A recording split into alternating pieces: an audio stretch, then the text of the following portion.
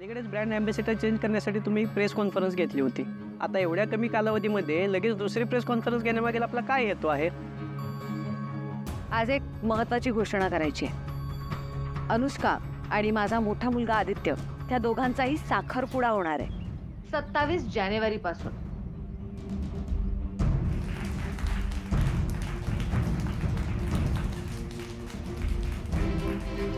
पण या तर तुमच्या ब्रँड अम्बॅसेडर आहेत ना?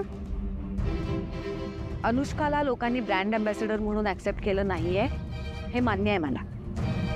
पण मॅम आता त्या व्हिडिओजचे व्ह्यूज वाढत आहेत, लोकांना तो व्हिडिओ आवडत आहे. तुम्ही प्लीज आता करंट स्टेटस बघा ना त्या व्हिडिओचा. ते सुद्धा बघितलंय मी.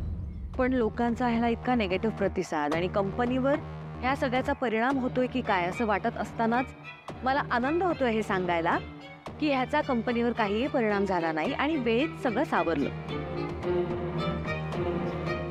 आणि आता ज्या महत्त्वाच्या घोषणेसाठी किंवा ज्या महत्त्वाच्या अनाउन्समेंटसाठी मी तुम्हाला इथे बोलवलंय, ही प्रेस कॉन्फरन्स घेतली आहे, ते सांगते. बाप रे, वहिनी पण सस्पेन्स ठेवतात म्हणायचं. म्हणजे मला वाटलं होतं फक्त साखरपुड्याची घोषणा करणार आहेत, पण नाही, अजून काहीतरी आहे. पारूला ब्रँड अम्बॅसेडर पदावरून का काढलं ह्याचं कारण मी तुम्हाला आज सांगणार आहे. या अहिल्याला काय पडली आहे जुनाव करून काढायची? झालंय ना आता सगळं. गेली पारू, आता मी आहे ब्रँड अम्बॅसेडर. काही दिवसांपूर्वी पारूवर काही गुंडांनी शाई फेकली, तिला त्रास दिला, ती घाबरली. आदित्यने त्या गुंडांसोबत रस्त्यावर जाऊन मारामारी केली. हा प्रकार खरं तर मला अजिबात आवडला नव्हता. म्हणजे किर्लोस्कर कंपनीच्या सीईओनी रस्त्यावर उतरून गुंडांची मारामारी करणं, तो व्हिडिओ व्हायरल होणं, तो काळ अतिशय त्रासदायक होता. पोलिसांनी त्या गुंडांना अटक केली, पण त्यांच्यावर ठोस अशी काही कारवाई झाली नाही. शिवाय अनुष्काने माणुसकीच्या नात्याने त्यांच्या सगळ्या उपचाराचा खर्च केला. त्यावेळेला आम्हाला जे योग्य वाटलं तेच आम्ही केलं.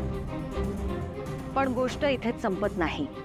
एका निष्पाप मुलीवर भर रस्त्यात कोणीतरी शाई उडवतं आणि आपण त्याबद्दल काहीही करू शकत नाही.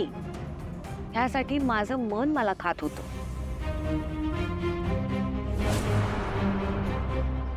आणि म्हणूनच आज प्रीतम आणि पारूने जाऊन पोलीस स्टेशनमध्ये त्या गुंडांविरोधात रीतसर तक्रार नोंदवली.